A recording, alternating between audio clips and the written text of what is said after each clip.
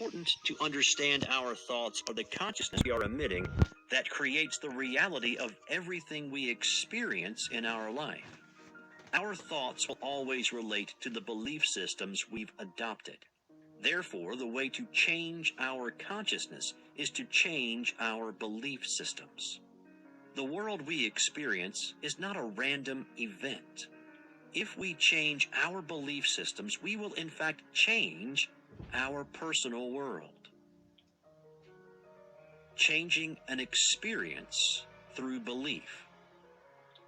Our thought, belief about something, is extremely powerful.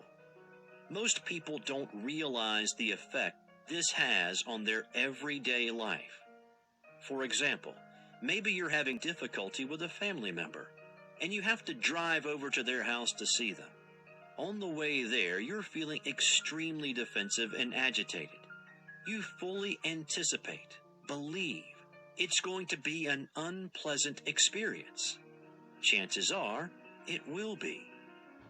What if, though, you were conscious and realized there's a better way to work with this emerging scenario?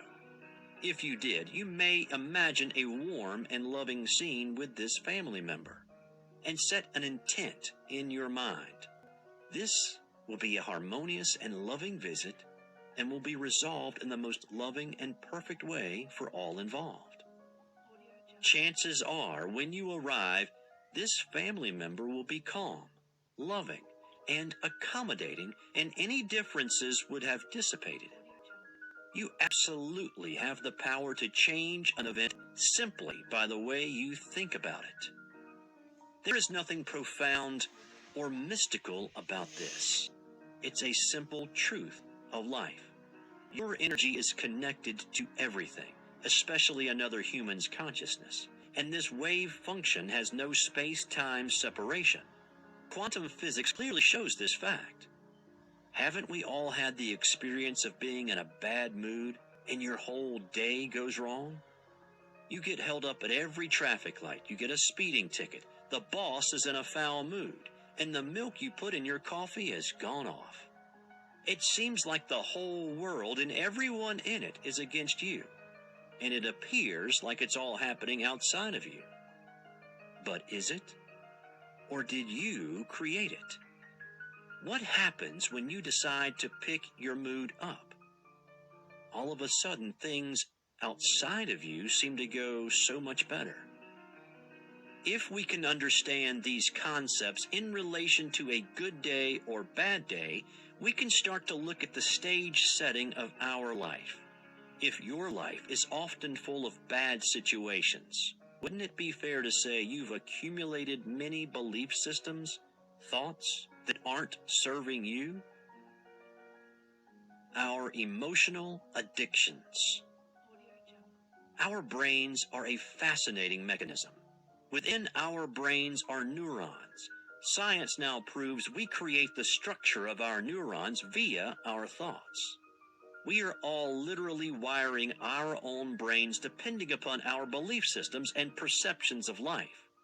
If we think negative thoughts, our neurons relating to pain and misery will conjoin with each other and wire themselves into a pattern of negative thinking. Any experience we have which we've attached a negative belief system to sends an electrical message to our hypothalamus, the chemical manufacturing center of our brain. The hypothalamus recognizes this message as a victim thought, which equates to any less than thought we have about ourselves and life. The hypothalamus then manufactures the corresponding chemicals known as peptides that are then released throughout our body. Let's call these particular chemicals victim peptides. Helen Hansel was able to win any competition she took part in. She was known as the contest queen because she had won Peptides. When the victim peptides reach our body, we experience painful feelings. As our cells receive the chemical, it hurts. We literally feel pain.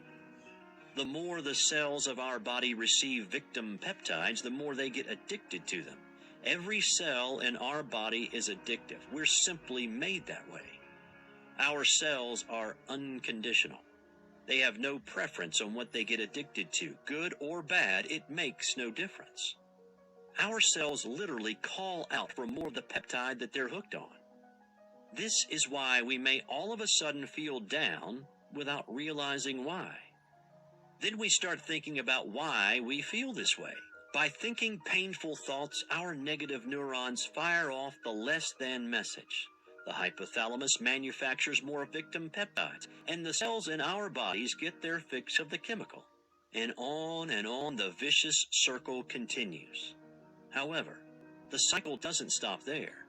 Every time a cell divides, it has more and more receptors, docking points, formed for a particular peptide. If you've been a victim for any amount of time, every time your cells reproduce, they're more geared to receive more of the victim peptide.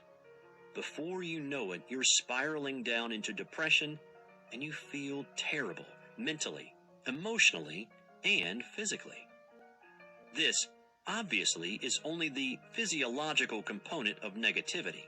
The understanding of the law of attraction allows us to realize when we emit negative signals, thoughts, into the universe, we draw more negative experiences, which, of course, means we have all the justifications to keep thinking more and more negative thoughts. It's easy to ascertain from this medically proven fact how we can get hooked on grief, anger, despair, or any other range of thoughts and feelings that simply don't serve us and only keep us trapped in bondage. This bondage has nothing to do with our outside world. It starts within ourselves. We have the power to turn it around. Our emotional results in life are absolutely reflected physically within our brains. If we've been thinking negativity for a long time, we have to do the work to undo the damage and rewire ourselves. Science now demonstrates that positive thinking and changing our perception will literally unwire the negative neurons and cause them to reform positive clumps relating to positive thoughts. These positive thoughts create peptides that emit positive chemicals, which send wonderful feelings and emotions through our bodies. The more loving, uplifting, and positive thoughts and feelings we have, the more neurons can join with these clumps, the more our consciousness is released as positivity, and the more positive results we attract in our life. Our cells can get hooked on positivity. So all of a sudden, we wake up one morning feeling great, yet not really knowing why. So we think about how incredibly thankful we are for our life, and the cycle continues. The way our brains are wired and functioning is literally creating our reality. This truly comes back to the spiritual understanding all of the masters have taught for centuries. The power is within you. It is physically in your brain, and you create your own reality. What you think is what your life will be. The pre-wiring of our brains before birth. In past life terms, we enter into each lifetime as an energy form before we physically acquire our bodies and our brains.